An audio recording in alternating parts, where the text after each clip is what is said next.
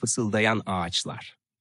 Kadim bir ormanın kalbinde, güneş ışınlarının yoğun yapraklardan süzülerek altın desenler oluşturduğu bir yerde fısıldayan ağaçlar bulunurdu. Bu görkemli muhafızlar sıradan ağaçlar değildi.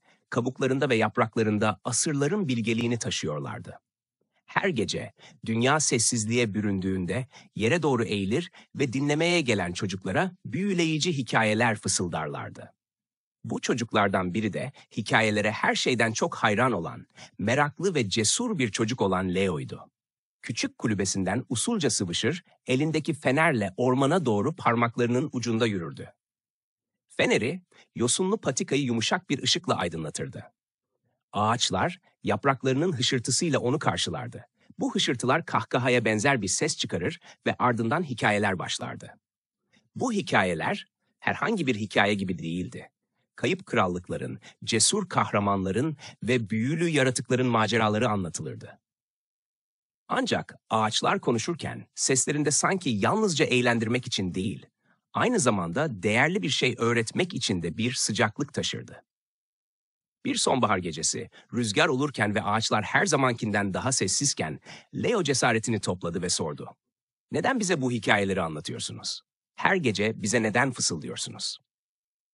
En büyük ağaç, kökleri bir nehir kadar geniş yayılan ve dalları yıldızlara uzanan haliyle yumuşak bir gök gürültüsüne benzeyen bir sesle yanıt verdi.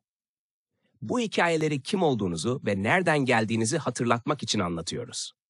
Her masal dünyanın bir parçasını taşır ve gerçek en büyük hazinedir.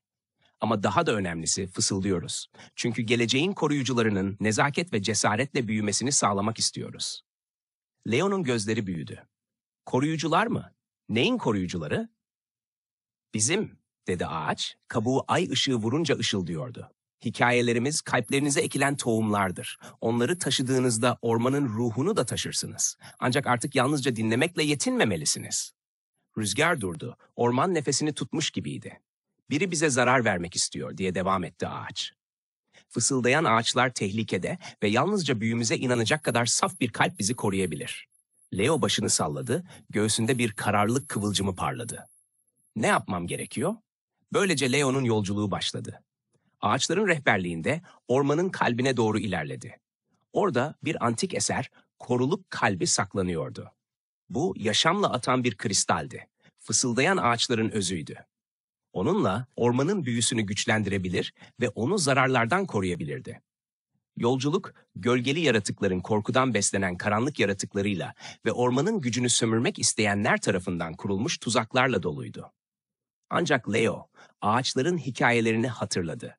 Cesaret, zeka ve nezaket dersleri ve bu dersleri her engeli aşmak için kullandı. Sonunda koruluk kalbine ulaştığında ağaçlar bir kez daha konuştu. Sesleri yumuşak ve saygılıydı. Leo, gerçek bir koruyucu olduğunu kanıtladın.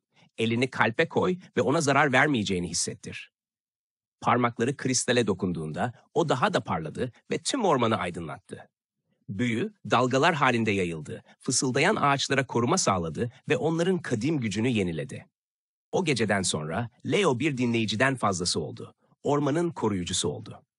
Hala çocuklarla ağaçların altında hikayeleri dinlemek için oturuyordu. Ancak artık kendine ait bir hikayesi vardı. Cesaret, sevgi ve inancın büyüsü üzerine kurulu bir hikaye.